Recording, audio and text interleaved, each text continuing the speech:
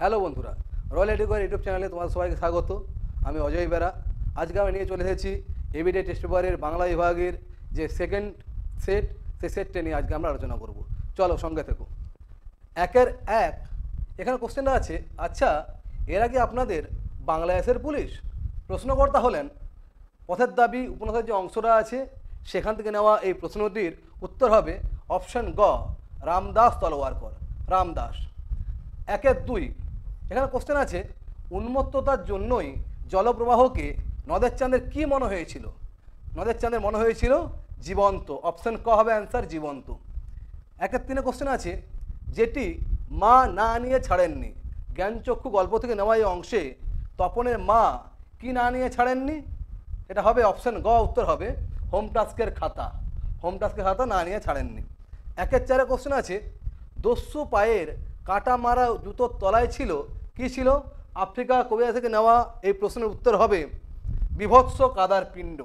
Option খ হবে উত্তর, বিভৎস কাদার পিণ্ড। একের পাঁচ কোশ্চেন আছে, অসুখী একজন কবিতার কথক ঘুমিয়েছিলেন। অসুখী একজন কবিতার কথক ঘুমিয়েছিলেন। অপশন গ উত্তর হবে, অপশন গ, ঝুলন্ত বিছানায়। একের ছয়ে প্রশ্ন আছে, রক্তে তাহার কৃপাণ ঝোলে। কৃপাণ শব্দের অর্থ কী? প্রলয়োল্লাস কবিতায় এই অংশটি আছে। এর উত্তর হবে অপশন খ, খড়গ। খড়গ। একের সাত এখানে প্রশ্ন আছে, তার অনেক সুস্থ সুন্দর নেশার একটি ছিল। কার ছিল? না সত্যজিৎ রায়ের ছিল। কি উত্তর হবে? অপশন ঘ, লিপি শিল্প। অপশন ঘ উত্তর হবে লিপি শিল্প। একের আটে প্রশ্ন আছে, বাংলা ভাষায়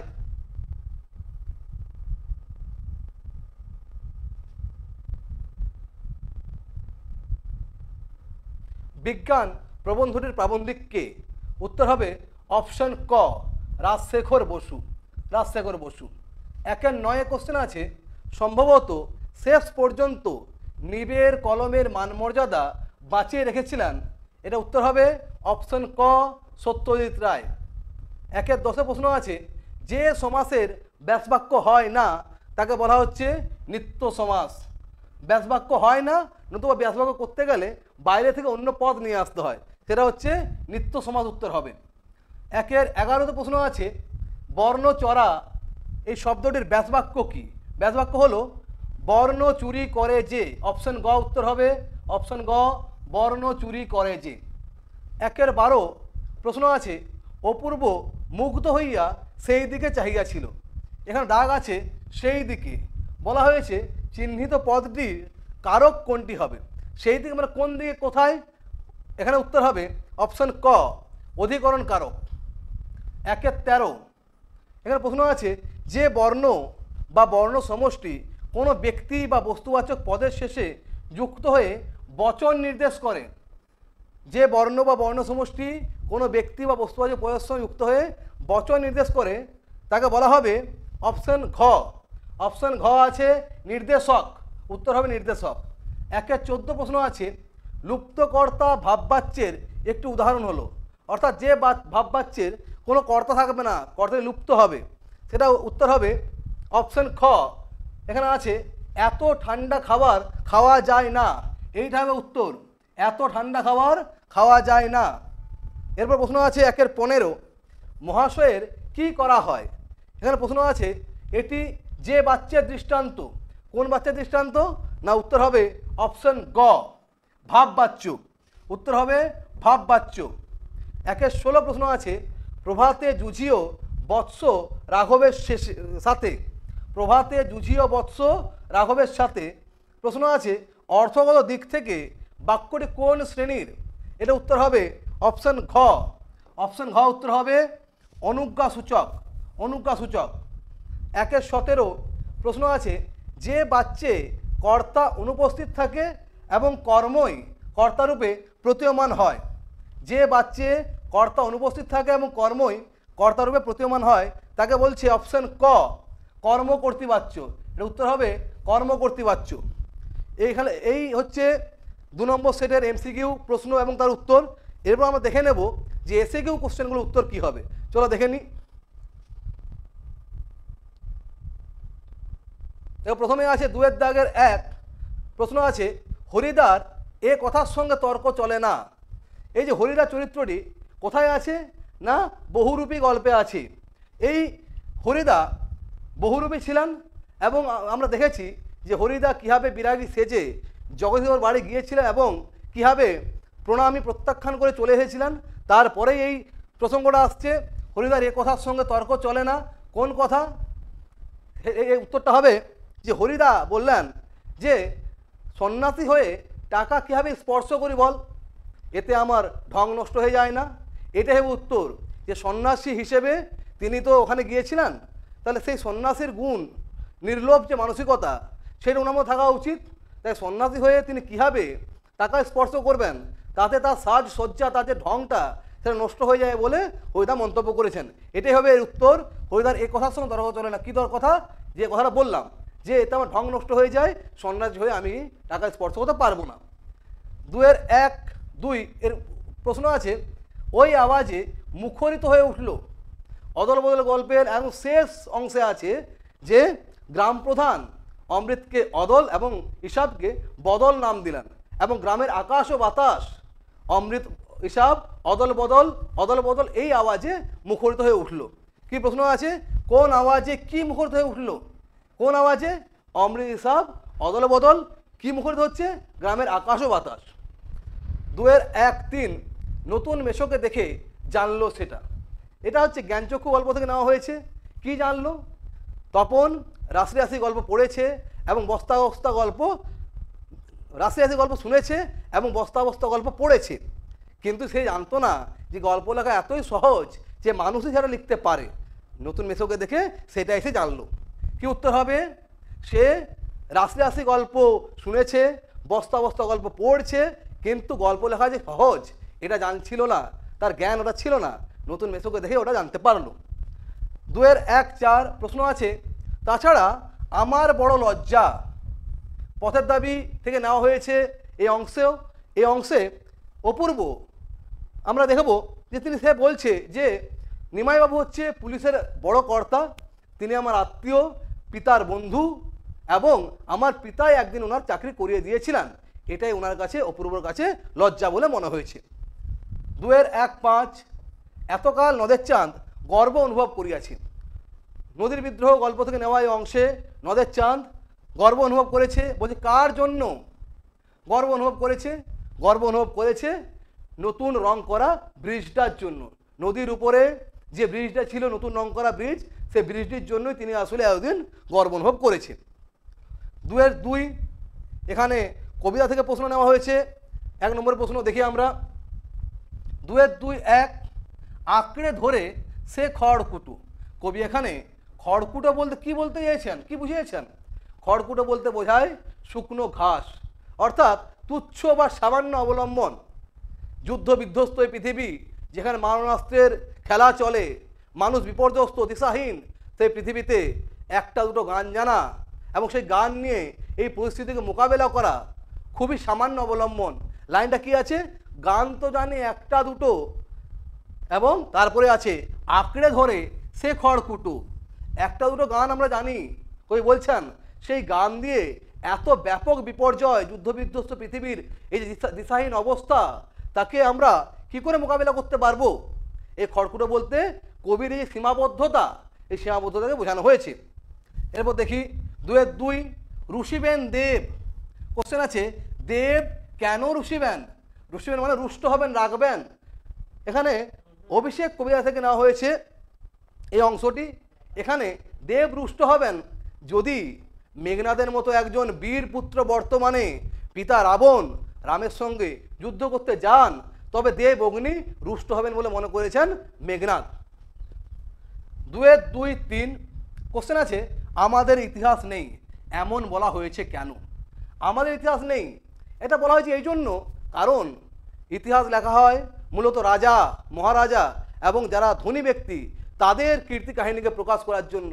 এখানে সাধারণ মানুষের কীর্তি কাহিনী, গর্বের বিষয়গুলো উপেক্ষিত, অবহেলিত থেকে যায়, তারা ইতিহাসের পাতায় ঠাঁই পায় না। এই জন্য বলা হয়েছে যে আমাদের ইতিহাস নেই, আমাদের ইতিহাসটা দরিদ্র সামান্য মানুষের ইতিহাস, ইতিহাসের পাতায় অবহেলিত হয়। 2-2-4 প্রশ্ন আছে, নেমে এলো তার মাথার ওপর। তার মাথার উপর কি নেমে এলো? কার মাথার উপর? অসুখী একজন কবিতা থেকে নেওয়া এই অংশে মেয়েটির মাথার উপর নেমে এলো। কি নেমে এলো? পাথরের মতো পর পর পাথরের মতো বছরগুলো নেমে এলো। তার মাথার উপর কি নেমে এসেছিল? পাথরের মতো বছরগুলো নেমে এসেছিল। 2-2-5 প্রশ্ন আছে, পশুরা বেরিয়ে এলো। আফ্রিকা কবিতা থেকে নেওয়া হয়েছে অংশ, পশুরা বেরিয়ে এলো। তারপরে আছে, বেরিয়ে এসে পশুরা কি করেছিল? ঠিক তার পরের লাইনে উত্তর আছে যে অশুভ ধ্বনিতে ঘোষণা করেছিল দিনের অন্তিম কাল। এটাই হবে উত্তর। পশুরা গুপ্ত গহ্বর থেকে বেরিয়ে এসে অশুভ ধ্বনিতে দিনের অন্তিম কাল ঘোষণা করলো। 2-3 প্রবন্ধ থেকে যে প্রশ্নগুলো নেওয়া হয়েছে দেখে নিই একটু। 2-3-1 এ অংশে আছে, এইরকম ভুল লেখা সাধারণ পাঠকের পক্ষে অনিষ্টকর। বাংলা ভাষায় বিজ্ঞান প্রবন্ধে একদম শেষ প্যারাগ্রাফে আছে, এই রকম ভুল লেখা সাধারণ পাঠকের পক্ষে অনিষ্টকর। এই ভুল থেকে উত্তরণের জন্য লেখকের পরামর্শ কি? কি ভুল লেখা? সেখানে প্রাবন্ধিক বলেছেন তিনি কোনো একটি পত্রিকায় পড়েছেন, কোনো একজন লেখক লিখেছেন যে হাইড্রোজেন এবং অক্সিজেন স্বাস্থ্যকর বলে এমন কোনো বৈজ্ঞানিক যুক্তি নেই, কিন্তু ওজোন গ্যাস মানুষের স্বাস্থ্যের পক্ষে খুবই ভালো, স্বাস্থ্যকর। এইরকম ভুল লেখা সাধারণ পাঠক পক্ষে খুবই অনিষ্টকর, খারাপ একটা প্রভাব ফেলতে পারে বলে প্রাবন্ধিক মনে করেছেন। তিনি বলেছেন, তিনি সূত্র দিয়েছেন। প্রশ্ন কি আছে? এই ভুল থেকে উত্তরণের জন্য লেখকের পরামর্শ কি? লেখক পরামর্শ দিয়েছেন যখনই কোনো অবিখ্যাত লেখক তার লেখাটি প্রকাশ করবেন কোনো সম্পাদক, কোনো পত্রিকায়, সম্পাদকের কর্তব্য হচ্ছে সেই অবিখ্যাত লেখকের লেখাটি কোনো অভিজ্ঞ লোককে দিয়ে যাচাই করে নেওয়া, পরখ করে নেওয়া। এটা তিনি পরামর্শ দিয়েছেন যে যখনই অবিখ্যাত লেখকের লেখা প্রকাশ করবেন তার আগে অবিখ্যাত লেখকের লেখাটিকে কোনো অভিজ্ঞ লোক দিয়ে যাচাই করে নেবেন, পরখ করে দেখবেন ঠিক আছে কিনা।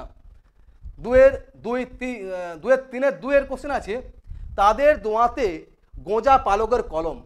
প্রশ্ন আছে এখানে তাদের বলতে কাদের কথা বলা হয়েছে? তাদের দোয়াতে গোঁজা পালকের কলম এই অংশ নেওয়া হয়েছে হারিয়ে যাওয়া কালি কলম প্রবন্ধ থেকে। কাদের কথা বলা হয়েছে এখানে?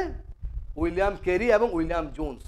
তাদের যখন কোনো সমুন্সি ছবি দেখা যায় সেখানে এই কথাটি আছে যে তাদের সামনে দোয়াতে গোঁজা পালকের কলম থাকে।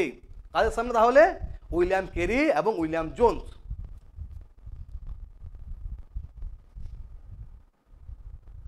2-3-4 প্রশ্ন আছে, তাতে অনেকে মুশকিলে পড়েছে। অনেকের মুশকিলের কারণ কি? এই অংশ নেওয়া হয়েছে বাংলা ভাষায় বিজ্ঞান প্রবন্ধ থেকে। মুশকিলে কি হয়েছে? বর্তমানে দেশীয় সরকার, দেশীয় সরকার কি করেছে? বিভিন্ন রাজকার্যে দেশি পরিভাষা ব্যবহার করছেন। তাই এতদিন যারা ইংরেজি পরিভাষাতে রপ্ত ছিলেন, ইংরেজি পরিভাষা জানতেন, তারা মুশকিলে পড়েছেন এই জন্য, কারণ তাদেরকে সেই পরিভাষাগুলি আবার নতুন করে শিখতে হচ্ছে। তাতে মুশকিলে কি হয়েছে যে না, দেশি পরিভাষা রাজকার্যে ব্যবহার হওয়ার ফলে অনেককে নতুন করে সেই পরিভাষাগুলো শিখতে হচ্ছে। 2-4 এখানে বাংলা ব্যাকরণের যে প্রশ্নগুলি আছে সেগুলো উত্তর দেখে নিই একটু। 2-4-1 এখানে বলেছে শর্ত সাপেক্ষ বাক্যের একটি উদাহরণ দাও। শর্ত সাপেক্ষ বাক্য অর্থাৎ যে বাক্যে একটি শর্তের উল্লেখ থাকে। কীরকম বাক্য হয়? যদি বলি তুমি এলে আমি যাব, একটা বাক্য। এখানে আমি যাব একটা কাজ এবং সেটা কার উপর নির্ভর করছে? কোন শর্তের উপর? না তুমি এলে। এইটা একটা শর্ত এখানে দেখা আছে, আমি যাব যদি তুমি আসো। এটা হচ্ছে একটি শর্ত সাপেক্ষ বাক্যের উদাহরণ।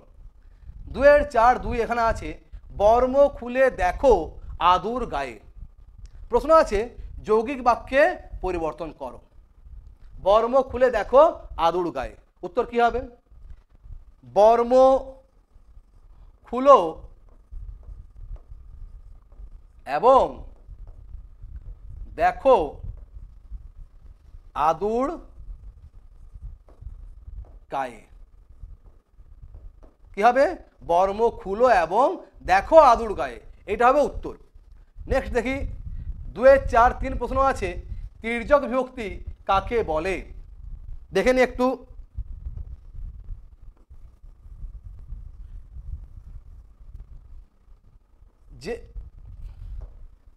যে বিভক্তি একাধিক কারকে প্রযুক্ত হয় তাকে তির্যক বিভক্তি বলে। যে বিভক্তি একাধিক কারকে প্রযুক্ত হয়, ব্যবহৃত হয়, তাকে বলে তির্যক বিভক্তি। উদাহরণ কি হবে? উদাহরণ হবে এ। 2-এর 4 প্রশ্ন আছে লক্ষণাত্মক কারক করণ কারকের একটি উদাহরণ দাও। লক্ষণাত্মক করণ কারকের একটি উদাহরণ দাও। উদাহরণটি হচ্ছে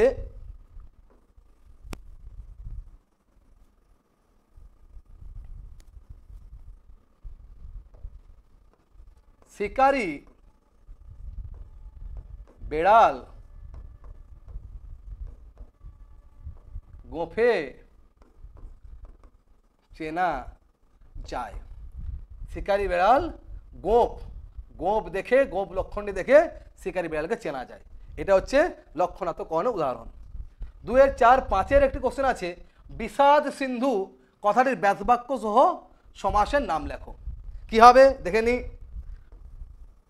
বিষাদ সিন্ধু এই কথাটির ব্যাসবাক্য হবে বিষাদ রূপ সিন্ধু, আর সমাস হবে রূপক কর্মধারয়। বিষাদ রূপ সিন্ধু এবং সমাস হবে রূপক কর্মধারয়। 2-এর 4-6 ব্যাসবাক্য কাকে বলে দেখে নি।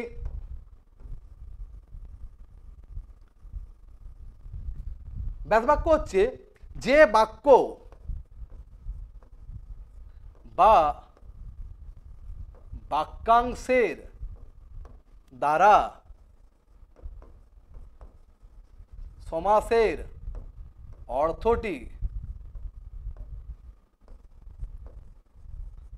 ব্যাখ্যা করা হয় তাকে ব্যাসবাক্য বলে। যে বাক্য বা বাক্যাংশের দ্বারা সমাসবদ্ধ পদের অর্থটি ব্যাখ্যা করা হয়, ব্যাখ্যা করে দেখানো হয়, তাকে বলা হচ্ছে ব্যাসবাক্য। 2-এর 4-7 প্রশ্ন আছে কর্তৃবাচ্যের একটি বৈশিষ্ট্য লেখো। কর্তৃবাচ্যের একটি বৈশিষ্ট্য আমরা তার সংজ্ঞাতেই পেয়ে যাব। কর্তৃবাচ্যে কি দেখি আমরা, যে বাক্যের ক্রিয়াটি কর্তার অনুগামী হয়।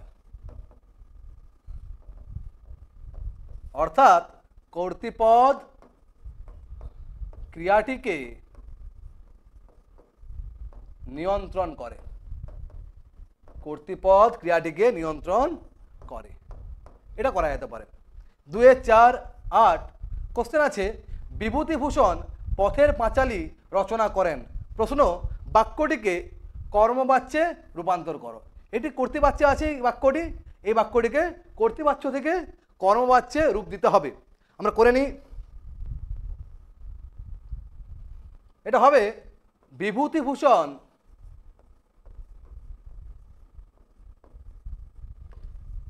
কর্তৃক পথের পাঁচালী রচিত হয়েছে। বিভূতিভূষণ কর্তৃক পথের পাঁচালী রচিত হয়েছে, এটা হচ্ছে কর্মবাচ্য হবে। 2-এর 4-9 এখানে প্রশ্ন আছে সম্বোধন পদ কারক নয় কেন। সম্বোধন পদ কারক নয় কেন। আমরা কারক বলতে কি বুঝি? আমরা বুঝি বাক্যের সমাপিকা ক্রিয়ার সঙ্গে নামপদের সম্পর্ক হচ্ছে কারক। যদি বাক্যের সমাপিকা ক্রিয়ার সঙ্গে নামপদের সম্পর্ক কারক হয় তবে আমরা উল্টা থেকে বলতে পারি যে নামপদের সঙ্গে বা বাক্যের যে অংশের সঙ্গে ক্রিয়াপদের সমাপিকা ক্রিয়ার কোনো প্রত্যক্ষ সম্পর্ক থাকে না তাকে আমরা কারক বলতে পারি না। সম্বন্ধ পদকে কারক বলতে পারি না কেন? কারণ এই সম্বন্ধ পদের সঙ্গে বাক্যের সমাপিকা ক্রিয়া তার কোনো প্রত্যক্ষ সম্পর্ক থাকে না, তাই সম্বন্ধবোধ কারক নয়। 2-4, 10 এখানে প্রশ্ন আছে উপমিত কর্মধারয় ও উপমান কর্মধারয় সমাসের মধ্যে একটি পার্থক্য লেখো। এখানে কি হবে উত্তরটা চলো দেখে নিই। উপমিত কর্মধারয় এখানে কি হয়, উপমিত কর্মধারয়ে উপমেয় এবং উপমান পদের মধ্যে সমাস হয়। উপমিত কর্মধারয় সমাসে কি কি থাকে, উপমেয় এবং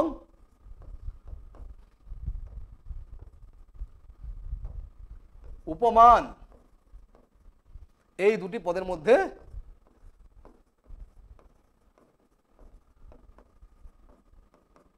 সমাস হয়।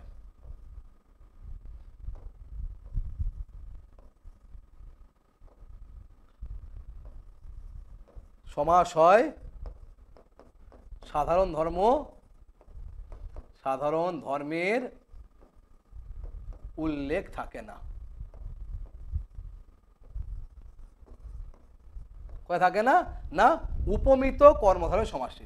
উপমিত কর্মধারয় সমাসে উপমেয় এবং উপমান পদের মধ্যে সমাস হয় এবং সাধারণ ধর্মের কোনো উল্লেখ থাকে না। এবং উপমান কর্মধারয় সমাসে কি হবে, যে সমাসে কি হয় উপমান এবং সাধারণ ধর্ম বাচক পদের মধ্যে সমাস হয়।